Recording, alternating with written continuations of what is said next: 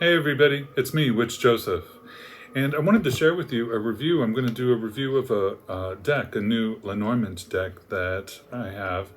And Lenormand is a system of cartomancy that I'm exploring currently, and it's really interesting. It's very different than Tarot if you're not familiar with it. It's a 36 card deck that stems from the 18th century, and it's called Lenormand. It's named after a woman called Madame Marie-Anne Lenormand. And she didn't design these cards. I was so disappointed to find that out when I was looking at the history of it and everything. A lot of times the people who published the deck have attributed it to her because she was one of the most famous cartomancers in Europe. And she used regular French playing cards and maybe, they say, maybe a French tarot deck, along with like coffee ground reading. She did all sorts of divination, and even necromancy is attributed to her. And she read supposedly for the leaders of the French Revolution, and later for Napoleon and his wife. So it's a form of divination that I've gotten into. And the other day I mentioned it actually, and I called this the Bluebird Lenormand. It's actually the Blue Owl Lenormand, and it comes in this box. Like this, and this is one I've had for a long time, even though I'm just now getting into it. But this is not, as I said in a previous video, the bluebird. This is the blue owl, and I showed a few of these in that video, but they've got really kind of traditional pictures on them for the 36 cards, and they have this rhyme on them too, which is interesting. Some of the decks have a playing card insert. And early on, I guess, the publishers of these cards wanted to make them versatile so that you could play with these like you would a normal playing deck and other games as well. That way they could sell it and be like, play all of your favorite games with one deck. And these poems, I guess, were introduced at some point, and they were meant to enhance the divinatory aspects of the cards. But these don't have the playing card insert, which I'm thinking I want a deck that has that on it, because it becomes significant when you're working with them if you approach it in a certain way. But I like these. The images on these are really good, and this has been really a good experience learning to read with these in different layouts and such. But I like that. But we're going to open the actual Bluebird Lenormand, and we're going to look at that together.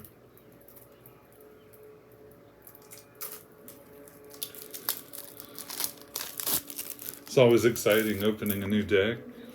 It has a picture on the back here, which I think is awesome. That's the lady card, card 29. There's two cards, a gentleman and a lady in most decks that are treated as significators.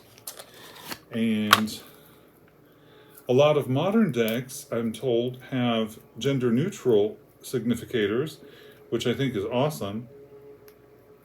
And another thing, having worked with this a little bit, I think it's probably really good that some of the modern decks are now including more than just two significators, because often, things come up in readings about different people, and it's not just two people, right? So you'd want to have other cards to indicate, and also gender inclusivity for however a person might identify. I've never really understood the binary being enforced so rigidly and stuff. So anyway, this is the Bluebird Lenormand. It comes with a little book, a booklet, and the little birds on it, the bluebirds. And it has a little history, it looks like. That's this picture. And it's got a little description for each card that relates to the core meaning. Ooh, but I like these. Look at this. This is the first card, the rider. And this deck does have the playing card insert, and it looks like it has the poem as well. And I'm not sure, but I think the poem is used sometimes in some of the methods of divinatory interpretation, like the method of distance. There's different ways when you lay the cards out that you give context to the card and give importance to how important this card is in the reading. Like, for example, if you were to do the Grand Tableau and you lay out all 36 cards, where the significator falls, the cards immediately forming a block around that are said to be very near. And then the cards around that are near, and everything else is far or very far. And the cards that are very near the significator, or the card that indicates the question, become really important in delineating the interpretive message. But I like these images so far. This is the clover,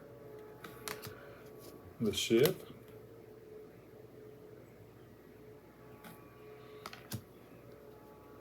the house. I'm not going to show the whole deck, but these are just to give you an example. The tree.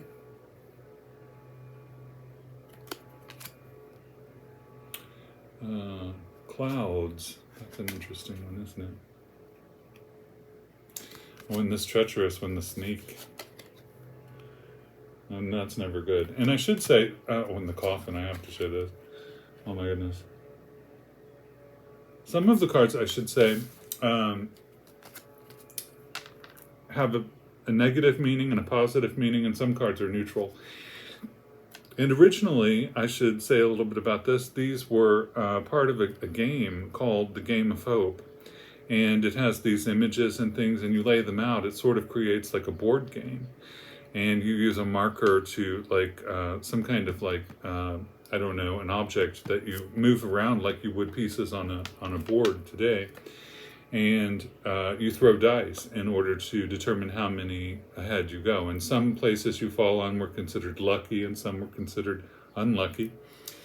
And eventually it became more of a divination sort of system and everything instead of a game. But the game itself was the Game of Hope, and this is the Hope card, the anchor. And the object of the game was to fall on this card, number 35. And if you overshot this with your throws, you got the cross card. That's not good either. It's a negative card.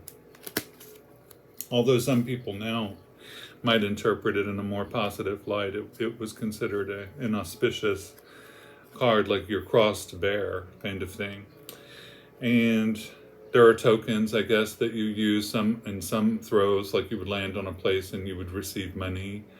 Or, of course, people like to gamble with these sorts of things, right? It's always been, card games have always been associated with gambling and things.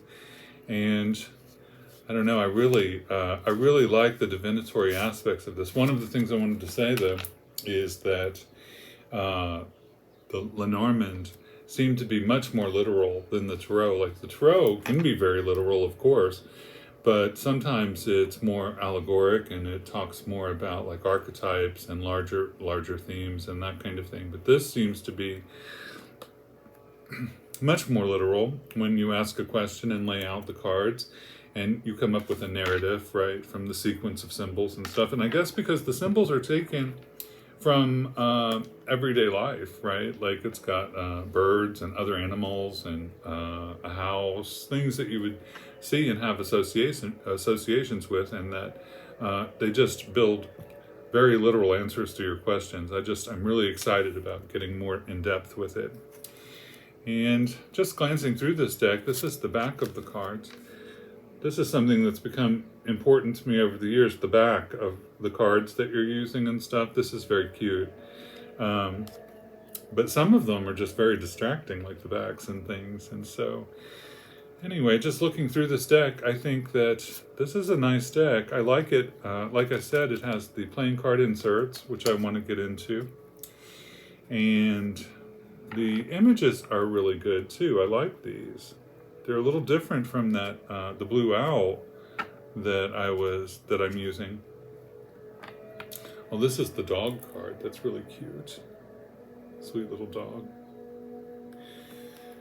Anyway, I'll do other deck reviews as time goes on, and not only Lenormand, but also some Tarot decks. I want to do some reviews and stuff.